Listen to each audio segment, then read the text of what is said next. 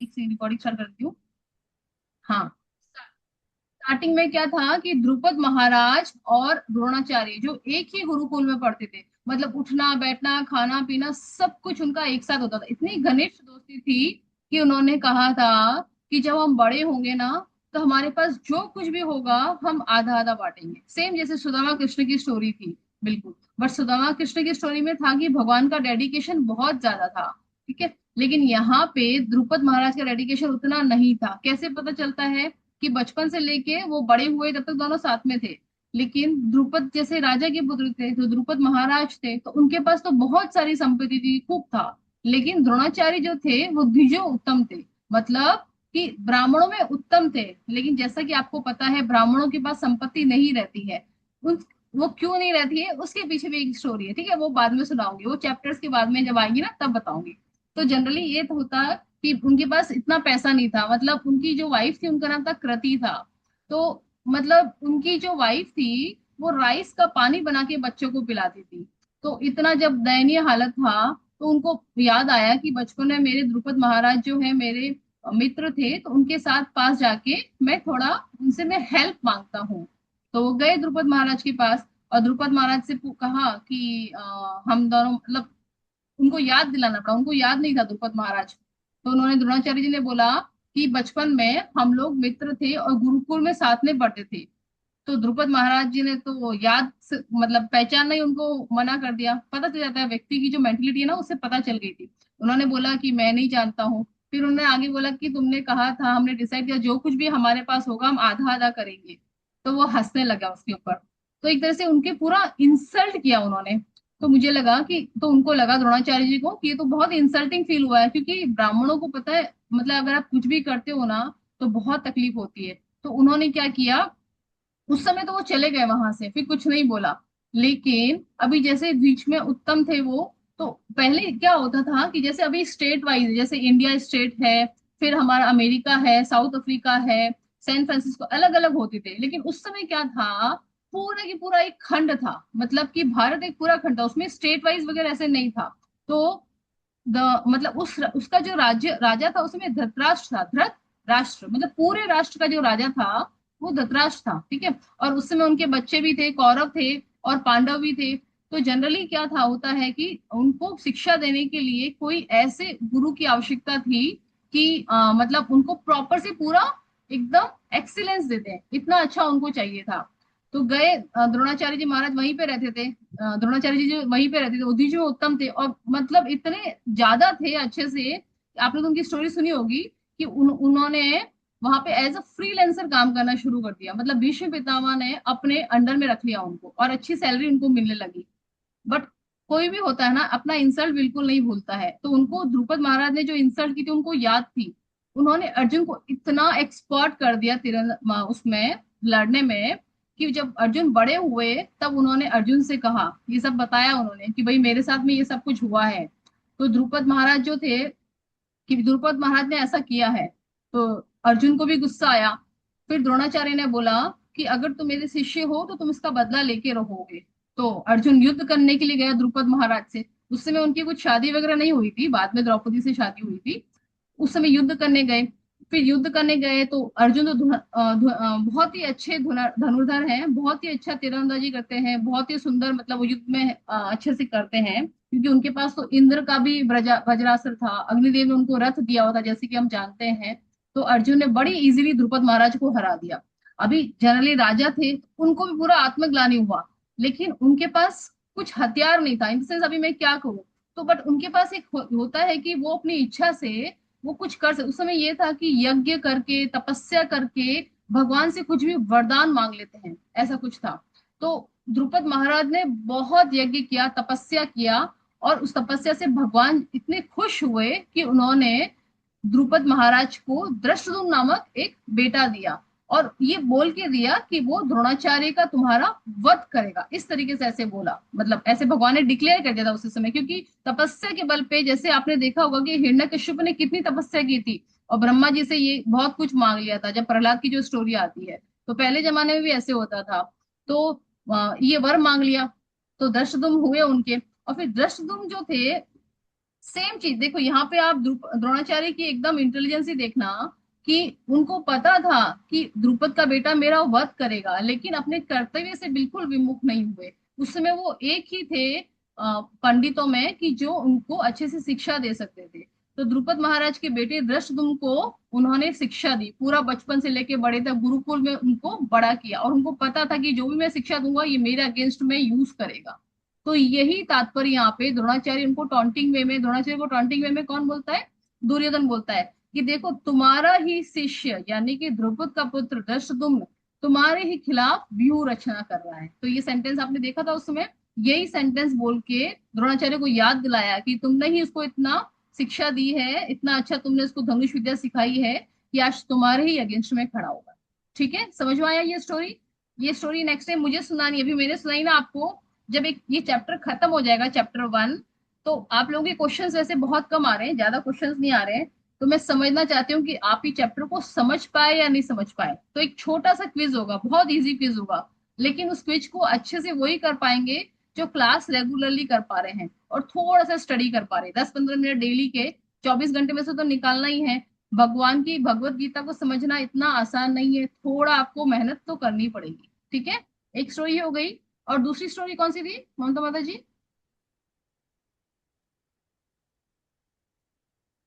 पंचजन्यम शंख पंचजन्य वाली, हाँ की कहानी। पंचजन्य वाली कृष्ण भगवान की है। कृष्ण भगवान के गुरु किसी को याद है, नाम पता है?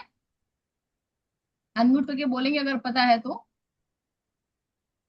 कृष्ण भगवान के गुरु थे सांदीपनी गुरु जी। ठीक है, सांदीपनी गुरु के आश्रम में वो बचपन से बड़े हुए थे, उनके भी गुरु थे देखो। तो जब उनको वहां पे जब उनकी शिक्षा कंप्लीट हो गई तो वो जाने लगे। तो उन्होंने सांदीपनी गुरु से पूछा कि आपको क्या चाहिए गुरु दक्षिणा में। तो सांदीपनी गुरु महाराज ने कहा कि 12 साल पहले मेरा बेटा समुद्र के किनारे गया था, उसके बाद वो वापस नहीं लौटा। तो ये बहुत ही अचंभे वाली बात थी, और भगवान तो अंतर्यामी है, भगवान ने पूरा चेक किया कि कहाँ पे क्या। तो उन्होंने देखा कि समुन्दर में पांचजन्य नामक एक शंख है, उस शंख के अंदर एक राक्षस बैठा है। उस राक्षस ने सांदीपनि मुनि के बच्चे को मतलब मार दिया था, उस समय की बात है। ठीक है, मतलब भगवान ही ऐसा काम कर सकते हैं, और कोई नहीं कर सकता। क्यों ऐसा? जैसे ये चीजें भगवान ने जो लीलाएं की हैं उससे पता चलता है। आजकल के जमाने में आप देखेंगे, मैं नाम ले लेती हूँ कोई तकलीफ नहीं है, जैसे एक कोई रामपाल जी है, उधर रामपाल है, आई होप सो गुड़गांव और नोएडा उस तरफ है, शायद हरियाणा साइड में है। वो खुद अपने आप को भगवान मानता है, मतलब वो कहता है कि मैं खुद भगवान। और लोग इतने बेवकूफ हैं कि उसकी पूजा कर रहे हैं। तो उससे जरा पूछो कि तुम मरे हुए आदमी को जिंदा कर सकते हो क्या? तुम गोवर्धन पर्वत को उठा सकते हो क्या तुम एक उंगली पे? ठीक है, ऐसी चीजें उनसे पूछनी चाहिए जो अपने आप को भगवान कहते हैं ना, तो उनको ये वापस क्रॉस क्वेश्चन करना आना चाहिए।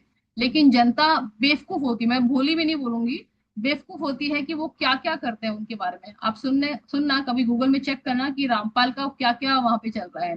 तो भगवान ने क्या किया, मैं पंचजन्य शंख पे वापस आती हूँ। ऑब्वियसली भगवान से गुरु दक्षिणा उन्होंने सांदीपनि मुनि ने मांगी थी। तो वो समुद्र में गए और समुद्र के अंदर जाके पांचजन्य नामक शंख निकाला और राक्षस को मारा। और सांदीपनि मुनि के बेटे को जो 12 साल पहले मर गया था उसको जिंदा किया, और वापिस लाके सांदीपनि मुनि के आश्रम में उनको दिया अपने बेटे को। उस शंख जो निकला था उस शंख का नाम पांचजन्य है, और उसको उन्होंने अपने पास में रखा। ठीक है, ये स्टोरी भी क्लियर होगी दोनों। और कुछ है मीनू ममता माता जी, कुछ कल का कुछ बचा हुआ बताओ मुझे अगर है तो, फिर हम आगे नहीं बढ़। नहीं, और कुछ नहीं है। कुछ नहीं ना, किसी को कोई डाउट हो तो बताओ। श्लोक नंबर कल जो हमने किया था 20 तक किया था, उसमें किसी को कोई डाउट है तो बताना। ठीक है, अगर डाउट नहीं है, या तो उसके दो कारण हो सकते हैं, या तो सब कुछ समझ में आ रहा है, और या फिर कुछ भी समझ में नहीं आ रहा है। ठीक है, तो आई होप सो कि मैं सब कुछ समझ में आ नाम रहा है वापस। ऐसे समझ के आगे चलती हूँ। हाँ माता जी बोलिए। संघ का संघ का नाम वापस बताइए। पांचजन्य, पांचजन्य शंख नाम दिया हुआ है उसके अंदर, श्लोक नंबर 15 में दिया हुआ है। ठीक है, पांचजन्य ऋषिकेशो। ओके, और किसी का कोई क्वेश्चन? ठीक है। चलो कुछ क्वेश्चन नहीं, हम आगे बढ़ते हैं अभी। ठीक है, ये बहुत ही इंपॉर्टेंट तेईस इंपॉर्टेंट। हाँ बोलिए। श्लोक नंबर 23 से स्टार्ट होगा, 22 तक हुआ है। 22 वाला हो गया था। हाँ, योत्स्य माना वेक्ष्य। हाँ योत्स्य चलो माना ठीक ना है, फिर हम वेक्ष्य हम वहां से चालू 23 से शुरू करेंगे। करते हैं। ओके, ममता माता जी आप पढ़ोगे, श्लोक पढ़ोगे, कोशिश करो। ट्राई इट, कोई प्रॉब्लम नहीं, गलत होता है तो मैं करेक्ट करूंगी। योत्स्यमानान् वेक्ष्येऽहं य एते अत्र समागता गताः धार्तराष्ट्रस्य दुर्बुद्धेः युद्धे प्रिय कि- प्रिय चिकीर्षवः। वेरी गुड, हरी बोल, बहुत सुंदर पढ़ा है आपने, बहुत अच्छा, पहली बार में पढ़ा है, बहुत सुंदर है। इसमें कुछ कुछ वर्ड अंडरलाइन करेंगे, वो अंडरलाइन करके एटलीस्ट आपको इतना एक्सपर्ट हो जाना है, जैसे ही श्लोक पढ़ा उसका मीनिंग आपको आ जाना चाहिए, ठीक है। अंडरलाइन करिए, योत्स्मानान। योत्स्मानान मतलब युद्ध करने के लिए, ठीक है। तो वहां पे जो युद्ध करने के लिए कौन कौन है, अर्जुन के बहुत ही एक्साइटेड था कि कौन कौन है, मैं देखूं तो सही वहां पे, ठीक है। समागता मतलब एकत्रित होना, ओके। दिनेश प्रभु जी, मंजू माता जी और अंकिता, अंकिता माता जी अगर कोशिश करेंगे, अगर कैमरा ओपन कर सकते हैं तो बहुत अच्छा है। I feel good. और भगवान के सामने अगर हम बैठते हैं, एक तरीके से भगवान की गीता पढ़ते हैं ना, तो हमारा फोकस 100% होना चाहिए। मतलब 99% भी मैं नहीं बोलती हूँ, 100% करेंगे तो आपको और अच्छा लगेगा, ठीक है। नेक्स्ट आप अंडरलाइन करिए, प्रियची केशव, मतलब कि मंगल चाहने वाले, किस तरीके से हम, किस तरीके से मंगल चाह सकते हैं किसी के लिए, ठीक है। तो इसका मैं तात्पर्य पढ़ती हूँ, पहले इसका परपट पढ़ते हैं।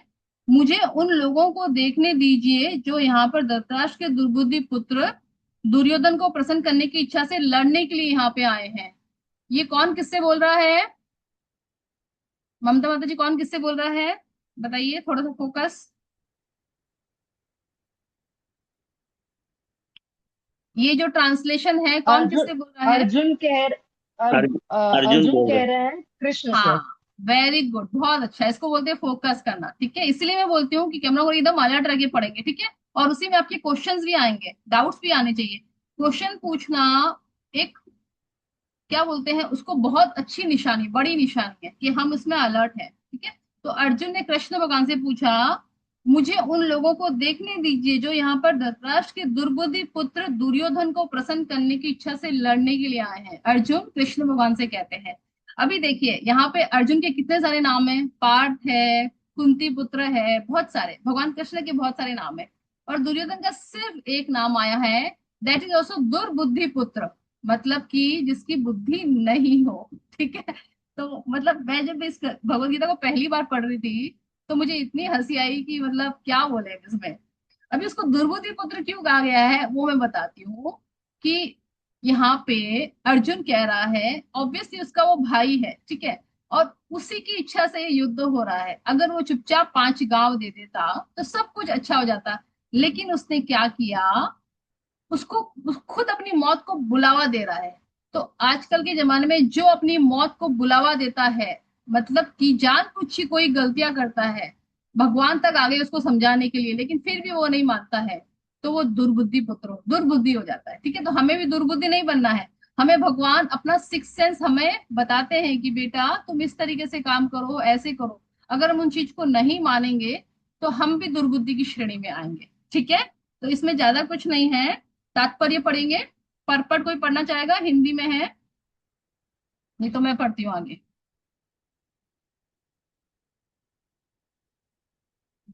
चलिए मैं पढ़ती हूँ। यह सर्व विदित था कि दुर्योधन, हाँ ठीक है, दिनेश प्रभु जी आप पढ़िए।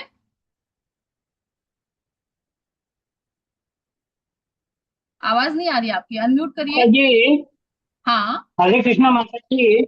हाँ, हरे कृष्णा। मुझे उन लोगों को देखने दीजिए जो यहाँ पर वृक्षराज के दुर्बुद्धि पुत्र दुर्योधन को प्रसन्न करने की इच्छा से लड़ने के लिए आए हुए हैं। यस। इसका तात्पर्य है, यह सर्व विदित था कि दुर्योधन अपने पिता दशरथ की सात डांट से पाप पूर्ण योजना बनाकर पांडवों के राज्य को हड़पना चाहता था। अतः जिन समस्त लोगों ने दुर्योधन का पक्ष ग्रहण किया था, वे उसी के समान धर्मा रहे होंगे। अर्जुन युद्ध प्रारंभ होने से पूर्व यह तो जान ही लेना चाहता था कि कौन कौन से लोग आए हुए हैं, किंतु उनके समक्ष समझौता का प्रस्ताव रखने की उसकी कोई योजना नहीं थी। यह भी सत्य था कि वह उनकी शक्ति का, जिसका उसे सामना करना था, अनुमान लगाने की स्थिति से उन्हें देवता देखना चाह रहा था, जबकि उसे अपनी विजय का विश्वास था, क्योंकि कृष्ण उसकी बगल में विराजमान थे। हाँ, thank you. Hare Krishna. Hare Krishna, thank you Dinesh Prabhu ji. देखिए, इसमें मैं एक चीज क्लियर करती हूँ आपको कि जैसे भगवान कृष्ण दुर्योधन के पास गए थे, बोले 5 गांव दे दे, लेकिन उसने नहीं दिया। तो भगवान ने कहा ठीक है बेटा, कोई बात नहीं, तेरी मर्जी। जी चैलेंज जी। एक्सेप्ट किया उन्होंने। यहाँ पे हम एक पॉइंट एक कंसीडर करते हैं कि सपोज अभी भगवान कृष्ण जो है हमारे, सब कुछ उनका है, ठीक है। दुर्योधन जो है एकदम दुर्बुद्धि पुत्र है, उसको पता नहीं था, धृतराष्ट्र भी वैसा ही है और ये भी वैसा ही है, बिल्कुल ठीक है। तो उसको बिल्कुल पता नहीं था कि ये भगवान है। यानी कि जब तक आप खुद 100% समर्पण नहीं करते हो भगवान को, भगवान अपने आप को बिल्कुल रिवील नहीं करते, ये आप ध्यान रखिएगा, ठीक है। भगवान आपको तब से रिवील करना चाहेंगे जब आप 100% रिवील करो और उनके ऊपर विश्वास करो।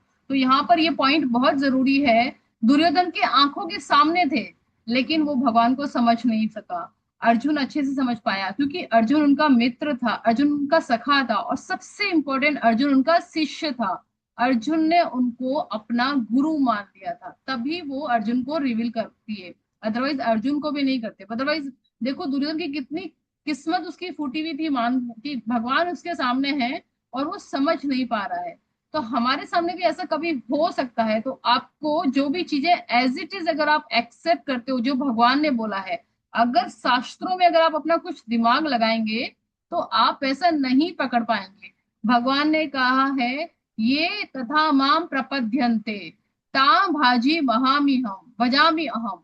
मतलब जो जिस तरीके से भजता है मुझे, जो जितनी श्रद्धा देता है, उसको मैं वैसे ही रिवील करता हूँ। तो ये आप ध्यान रखिएगा, पूरी भगवत गीता में ध्यान रखिएगा। एज इट इज भगवान ने जो बोला है वैसे करेगा। अपना दिमाग इस तरीके से नहीं लगाइएगा कि साइंस ऐसे कहती है, ठीक है। साइंस तो बहुत ही पीछे रह गई है, जो भगवान ने बोला है उसको आप कोशिश करिए एक्सेप्ट करने की, ठीक है। हाँ दिनेश प्रभु जी बोलिए, आप कुछ कह रहे हैं। हाँ माता जी, मैं ये कह रहा हूँ तो दुर्योधन को अभिमान था, प्राउड था उसको। प्राउड, जब आदमी प्राउड में होता है तो वो एकदम अंधा हो जाता है। उसके सामने भले ही भगवान भी प्रकट हो जाए, लेकिन वो मानता नहीं है। बिल्कुल ये सत्य है।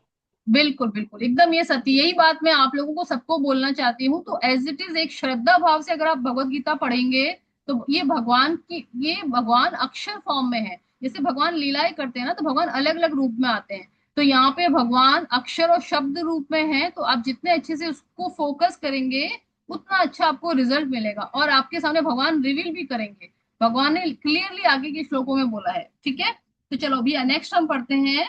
संजय उवाच। अब संजय ने क्या कहा, एवं मुक्तो ऋषिकेशो गुडाकेशेन भारत सेनयोरुभयो मध्ये स्थापित्यारब्धोतम। इसमें अंडरलाइन कीजिए, गुडाकेशेन। गुडाकेशेन मतलब कि जिसने अपनी नींद को जीत लिया है, जिसने अपनी बुराइयों को जीत लिया है, मतलब बुराई पे अच्छाइयों को जीत लिया है, जिसने अपने अज्ञान को जीत लिया है। और ये गुडाकेशन यहाँ पे अर्जुन के लिए यूज हुआ है, ठीक है। क्यों यूज हुआ है डिस्कस करते हैं हम उसको। तो ये चीज जैसे बोल के, जैसे ही संजय ने कहा हे भरतवंशी, अर्जुन द्वारा संबोधित किए जाने पर भगवान कृष्ण ने क्या किया, अपने रथ को दोनों दलों के बीच में, कौरव और पांडवों के बीच में लाके खड़ा कर दिया, ठीक है। तो यहाँ पर, हाँ माता जी बोलिए, मीनू माता जी। तात्पर्य पढ़ना था माता जी, इसलिए हाथ हैंड रेस किया। अच्छा अच्छा, ठीक है, तात्पर्य पढ़िए अभी आप। संजय ने कहा, हे भारतवंशी, अर्जुन द्वारा इस प्रकार संबोधित किए जाने पर भगवान कृष्ण ने दोनों दलों के बीच में उस उत्तम रथ को लाकर खड़ा कर दिया। तात्पर्य, इस श्लोक में अर्जुन को गुड़ाकेश कहा गया है। गुड़ा का अर्थ है नींद, और जो नींद को जीत लेता है वह गुड़ाकेश है। नींद का अर्थ अज्ञान भी है। अतः अर्जुन ने कृष्ण की मित्रता के कारण नींद तथा अज्ञान दोनों पर विजय प्राप्त की थी। कृष्ण के भक्त के रूप में वह कृष्ण को क्षण भर भी नहीं भुला पाया, क्योंकि भक्त का स्वभाव ही ऐसा होता है। यहाँ तक कि चलते अथवा सोते हुए भी कृष्ण के नाम, रूपों, गुणों और लीलाओं के चिंतन से भक्त कभी मुक्त नहीं रह सकता। अतः कृष्ण का भक्त उनका निरंतर चिंतन चिंतन करते हुए नींद तथा अज्ञान दोनों को जीत सकता है। इसी को कृष्ण भावनामृत या समाधि कहते हैं। प्रत्येक जीव की इंद्रियों तथा मन के निर्देशक अर्थात ऋषिकेश के रूप में कृष्ण अर्जुन के मंतव्य को समझ गए कि क्यों सेनाओं के मध्य में रथ को खड़ा करवाना चाहता है। अतः उन्होंने वैसा ही किया और फिर वे इस प्रकार बोले। हरे थैंक यू। कृष्ण माता जी। थैंक यू मीनू माता जी। देखिए, गुड़ाकेश का जैसे मैंने मीनिंग बताया है, अभी यहाँ पे भगवान कह रहे हैं, भगवान लेके आ गए उसको। अभी गुड़ाकेश एक तरीके से आप क्या सोचते हैं कि अर्जुन जो है वो मतलब इतना इस तरीके से है कि वो थोड़ा व्यथित हो जाएगा, मतलब दुखी हो जाएगा अपने फैमिली को देख के कि सामने उसके गुरु खड़े हैं, सामने भीष्म पितामह खड़े हैं, तो दुखी हो जाएगा। अर्जुन तो बिल्कुल हमेशा भगवान के देखिए नाम, रूप, गुण और लीला का सोचता रहता, मतलब वो हमेशा समाधि की इस अवस्था में ही रहता था। लेकिन भगवान को यहाँ पे अपनी लीला करनी होती है, तो भगवान को हमें एक संदेश देना है कि हम तो अर्जुन के जैसे तो नहीं बन सकते, बट हम ट्राई कर सकते हैं कि एटलीस्ट हम भी भगवान के नाम, रूप, गुण और लीला, भगवान का नाम जाप करें। ठीक है, हरे कृष्ण कृष्ण कृष्ण हरे हरे, हरे राम राम राम हरे हरे। कम से कम एक माला आप डेली जप करिए। एक माला में 108 होता है, तो भगवान के नाम को जैसे आप जाप करेंगे तो आप भी उस पोजीशन को धीरे धीरे प्राप्त करेंगे। अभी नाम हो गया। रूप, रूप कैसा हो सकता है? भगवान के रूप को, जो हमारे घर में मंदिर है, जो बाहर की तरफ मंदिर है, वहां मंदिर में जाके भगवान के सबसे पहले चरणों को देखना होता है। हम क्या करते हैं, जाते ही भगवान के फेस देखते हैं। हमको मंदिर में दर्शन कैसे करना है वो भी हम नहीं जानते। सबसे पहले हमको भगवान के चरणों को देखना होता है, फिर धीरे धीरे धीरे अपनी आंखें ऊपर लेके जाते हैं, फिर भगवान की आंखों को देखते हैं। और हम क्या करते, जाके आंखें बंद कर देते हैं। तो हमें ऐसे नहीं करना है, हमें भगवान से मतलब फेस टू फेस हमें बात करनी है, उनके चेहरे को देखना है। कभी कभी सच में अगर आपकी भक्ति इतनी बढ़ जाएगी तो आप देखेंगे कि भगवान मुस्कुरा रहे हैं, भगवान स्माइल कर रहे हैं। जाके आंखें बंद करके नहीं बैठ जाना है, आंखें बंद करना है फॉर अ टाइम भी, बट हम लोग क्या करते हैं, आंखें बंद करके बैठ जाते हैं। तो वो हमें नहीं करना है, हमें भगवान से फेस टू फेस बात करनी है। भगवान खुद इंतजार करते हैं। अगर कोई भक्त होता है उनका और भगवान के पास जाता है, तो भगवान बोलते हैं, अरे ये देखो वो जो भगवत गीता पढ़ता है वो आ गया। लिटरली, मतलब कभी कभी ऐसा फीलिंग आनी चाहिए, अगर आपको आएगी तो भगवान को भी आएगी। ठीक है, तो ये हो गया हमारा नाम, हो गया रूप, हो गया। अभी गुणों के बारे में, भगवान जो है वो षट ऐश्वर्य के गुणी है। मतलब भगवान जो है सबसे ज्यादा अमीर है, सबसे ज्यादा भगवान के पास में संपत्ति है। लक्ष्मियां जो है, कितनी लाखों करोड़ों लक्ष्मियां भगवान की सेवा में लगी रहती हैं। तो यहाँ पे भगवान के गुणों में बताया है कि षट ऐश्वर्य वाले गुण है भगवान में। सबसे, किसी को षट ऐश्वर्य के गुण याद है? अगर हो तो बताना मुझे, अदरवाइज मैं बताती हूँ। या ये लिख लीजिएगा पॉइंट, ना बहुत इंपॉर्टेंट पॉइंट है। सबसे पहले भगवान जो है परम ऐश्वर्य है। जिस ऐश्वर्य की कल्पना आप धरती पर, ब्रह्मांड में, लोक में कभी किसी के साथ में नहीं कर सकते, उतना भगवान के पास ऐश्वर्य है। और उतना ही वैराग्य भी है। भगवान देखो, एक झटके में भगवान ने वृंदावन छोड़ के भगवान मथुरा आ गए थे और द्वारका आ गए, वापिस नहीं गए। तो भगवान का वैराग्य भी देखो, सब कुछ भगवान का 100% होता है। तो हमें भी 100% देना है, चीजों को हम सीखना है। हम क्या है भगवान के, हम बोल सकते हैं अगर भगवान समुद्र है तो हम एक बूंदी है, बट हमें भगवान जैसी क्वालिटी है, जरूरत है तो हमें उसको डेवलप करने की। ये सब चीजें बहुत मतलब माइन्यूटली आपको मैं जाके बता रही हूँ, तो इसको ध्यान रखिएगा, आगे के चैप्टर्स में और आएंगी तो उसको हम डिटेल में डिस्कस करेंगे। ठीक है, तो सबसे पहले ऐश्वर्य हो गया हमारा, वैराग्य हो गया, सबसे शक्तिशाली भगवान है, भगवान से शक्तिशाली कोई नहीं है, सबसे सुंदर भगवान है, जितना भगवान की सुंदरता है ना उससे सुंदर कोई हो ही नहीं सकता, इस तरीके से। ठीक है, 4 पॉइंट हो गए हैं। 2 पॉइंट मैं आपके लिए होमवर्क दे रही हूँ, कोशिश करिएगा, ढूंढ के लेके आइएगा, गूगल करिएगा, षट ऐश्वर्य के स्वामी लिखेंगे। ठीक है, थोड़ा होमवर्क करेंगे तो आप एक्टिव रहोगे। ठीक है, 4 पॉइंट बताए मैंने, तो 2 पॉइंट ग्रुप में डालेंगे। माता जी ने 4 पॉइंट बताए हैं, 2 पॉइंट आपके लिए होमवर्क है। देखते हैं कौन पहले ग्रुप में डालता है। ठीक है, थोड़ा बहुत काम मैं आपको दूंगी तो आप भगवान के बारे में क्यूरियोसिटी और लेके आएंगे। ओके, चलिए यहाँ तक हो गया। और लीलाएं क्या होती है, भगवान के बारे में सुनना, कि भगवान, एक क्यूरियोसिटी आएगी कि देखो अभी फर्स्ट चैप्टर चल रहा है, अभी तो भगवान ने सिर्फ एंट्री की है। भगवान यहाँ पे अर्जुन के रथ को अपने वहां पे सामने लेके आए, उसके आगे क्या होगा, जब एक क्यूरियोसिटी आएगी और एक ऐसा एहसास होगा कि सपोज कोई बाय चांस, बैड लक ही कह सकते हैं, करके कोई क्लास मिस होती है, तो आपको लगेगा ओ, मतलब एक अंदर से हृदय में अगर ऐसा लगने लग जाएगा कि मेरी मुझे क्लास कैसे मिस हो गई, और कुछ अधूरापन लगेगा, इसका मतलब आप भगवान की तरफ बढ़ रहे हैं। ठीक है, और अगर आप इसको टेक इट इजी लेंगे तो आप एक सिंपल क्लास अटेंड कर रहे हैं जो आज तक आप करते आए हैं। तो बड़ी मुश्किल से ये मौका मिला है भगवान को जानने का, तो उसे छोड़ना नहीं है। ठीक है, और अपना होमवर्क भी कंप्लीट करना है। हमारे पास 7 मिनट है अभी, नेक्स्ट श्लोक हम कर सकते हैं। ओके, नेक्स्ट श्लोक कोई पढ़ना चाहेगा?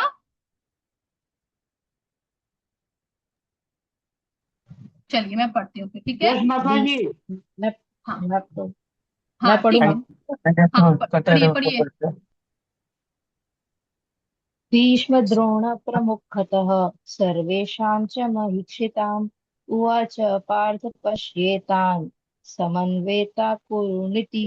वेरी नाइस, आपने तो बहुत इस बार गा के गाया, वेरी गुड, हरी बोल, बहुत सुंदर। इतना एक्सपेक्टेशन नहीं किया था मैंने आपसे, बहुत अच्छा मतलब, गुड।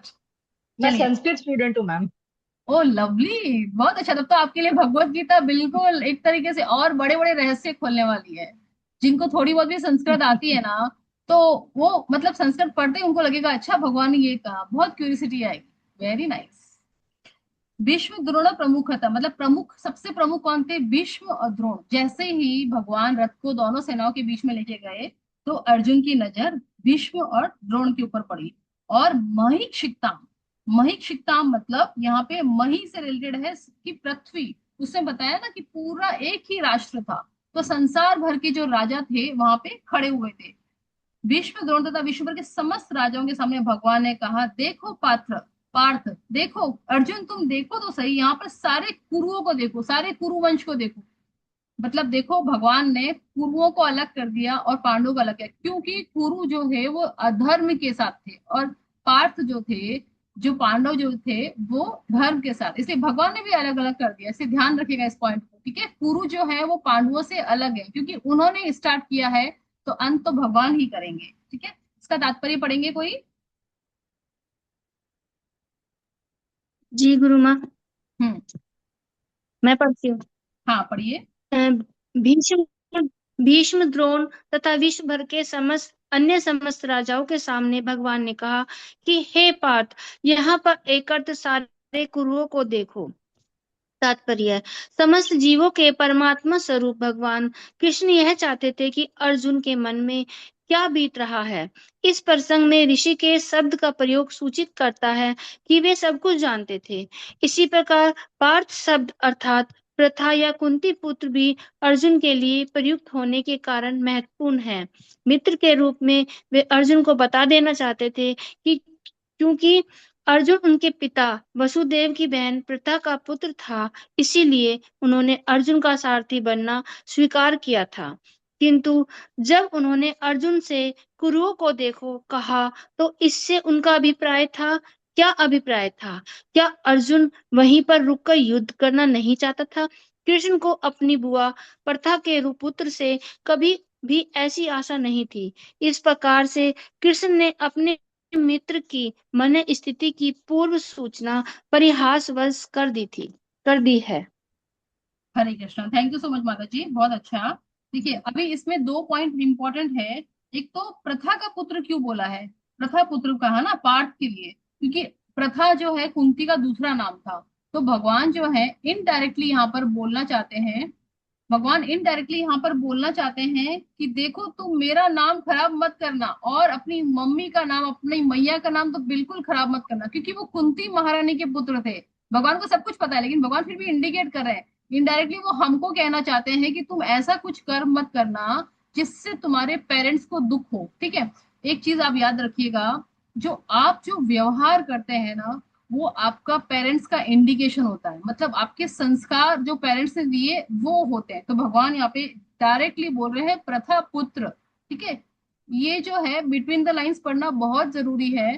तो आप अगर पब्लिक में जैसा बिहेव करते हैं दूसरे लोगों के साथ, नो डाउट आप मंदिर में जाके बहुत अच्छी पूजा कर रहे हैं, बहुत अच्छी माला कर रहे हैं, सब कुछ अच्छा कर रहे हैं, लेकिन अगर आप अपने घर में अच्छा व्यवहार नहीं कर रहे हैं, आप अपने दोस्तों के साथ अच्छा व्यवहार नहीं कर रहे हैं, आप किसी गरीब के साथ अच्छा व्यवहार नहीं कर रहे हैं, आप जो अपने सराउंडिंग में अच्छा व्यवहार नहीं कर रहे हैं, तो आपके ये कल्चर बताते हैं। तो that's why you should take the chance to see your behaviour, very much important. ठीक है, तो ये आप ध्यान रखिएगा कि you are the representation of your parents and your guru. ठीक है, तो ये पॉइंट्स हमें इससे निकलता है, ध्यान रखना। ठीक है, चलिए अभी हमारे पास 2 मिनट बचे हैं, हम वो भजन गा लेते हैं।